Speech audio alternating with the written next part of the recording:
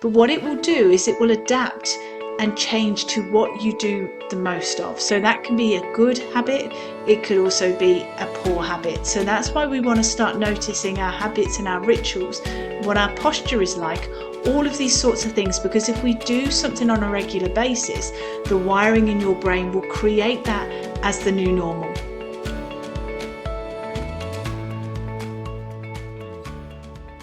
Hello and welcome back.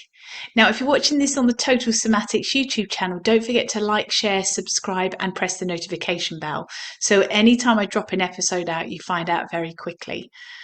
And I just want to say thank you so much for all your lovely comments, everything that's coming in at the moment. And also lovely comments about soma seeds as well. It's been really nice. Just those little magical moments where those little soma seeds are scattered in between these episodes here.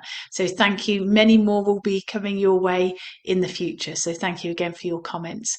And again, following on from previous episodes where we've discussed about pandiculation, you can check out my TEDx talk. If you go to YouTube, put in the search bar TEDx Heidi Hadley, and then you'll see my TEDx talk on pandiculation is there. So please give me a thumbs up and then put some comments in the bar below. That I'd really appreciate that too. So thank you.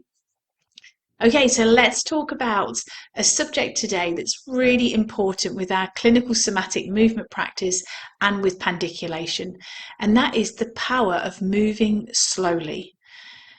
So slow movement is really lovely. It's very relaxing. So it really helps to wind down and relax and regulate your nervous system. But did you know it's also really important for rewiring your brain? So again, when we're rewiring our brain, we really want to take advantage of this powerful process called neuroplasticity. You see, when we move slowly, it allows your brain time to notice the detail and the quality of your movements. And when we do this, we allow new information, new sensory feedback in the form of that information to start to refine our motor control, to help with our balance, with our coordination, our responsiveness to how we move. So this process of neuroplasticity is the ability for your brain to adapt and rewire and change. So until the last moment, the moment we take our final breath, up until that point, our brain is constantly changing. So in the old days, people used to think you were fixed in a certain way. But we now know through the process of neuroplasticity, your brain is constantly rewiring and adapting. But what it will do is it will adapt and change to what you do the most of. So that can be a good habit, it could also be a poor habit. So that's why we want to start noticing our habits and our rituals, what our posture is like, all of these sorts of things, because if we do something on a regular basis, the wiring in your brain will create that as the new normal. And so this is whereby if we're practicing our movements slowly, what we want to do is allow ourselves time for your brain to notice the choreography of how to contract and how to release muscles at the appropriate time.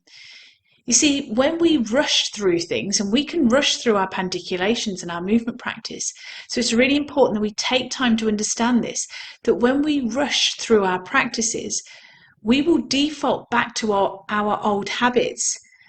So this is why it's really important to slow everything down and allow your brain to learn and introduce it to new possibilities of how to move.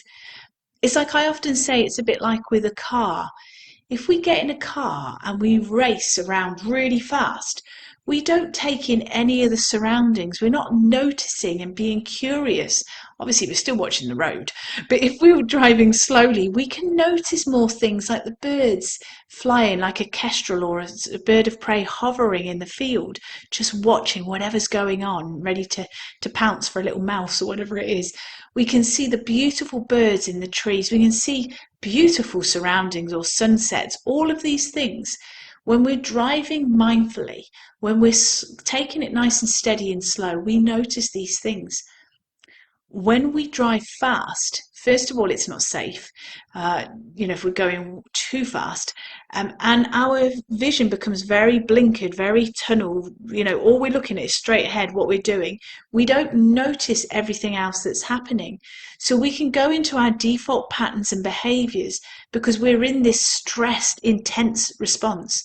We're no longer curious. And when we're curious, we're using different parts of our brain. When we're in a tunnel vision, just go, go, go at high speed, we go back into that limbic system, the stress response. And so that is really difficult then to take on new information where we're in a stress response, because it's just a survival situation that we're living in. So if we want to be curious and we want to notice all those subtle bits of information and feedback that's coming from our body, when we're curious, that's when we're going to actively learn and rewire our brain and create all these new possibilities of how to move more efficiently, more fluid, more effectively, with greater balance, responsiveness, with greater poise. And so that's where I want to ask you, have you checked out already? Have you listened to or practiced my 33-minute movement session? If you haven't, I'm just going to share the free resource with you now.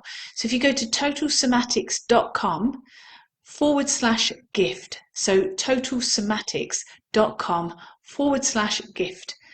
And within that 33-minute session, you will see how I encourage you to develop this power and this practice of slowing everything down. For example, when I get you doing the shoulder movements, you start to notice the slower you do shoulder and hip work in that free resource, you will get more information about how your subconscious has been chronically holding your muscles tight for a very long time.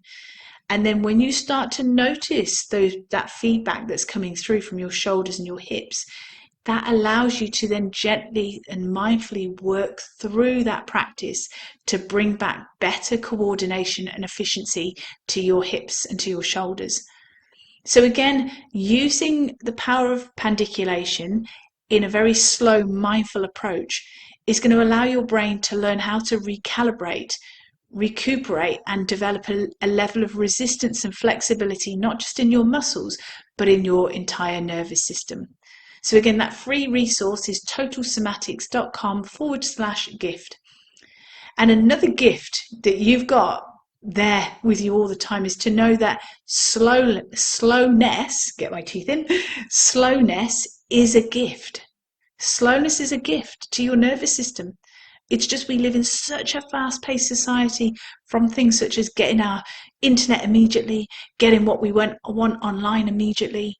Everything's really fast and in our face.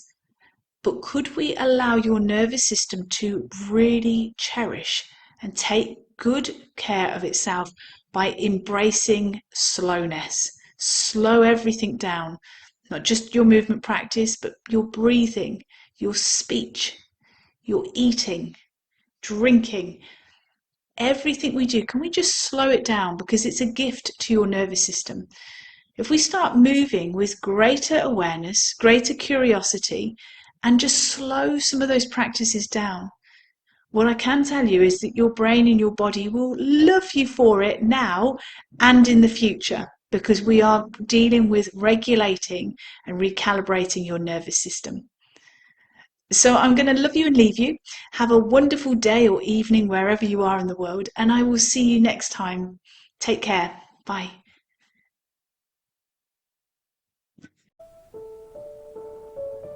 Thank you for joining me today. If you've enjoyed this episode, please leave a rating and also forward this on to somebody you know will benefit. To learn more about pain relief, plus how to improve your health and well-being, go to totalsomatics.com. Until next time, take care.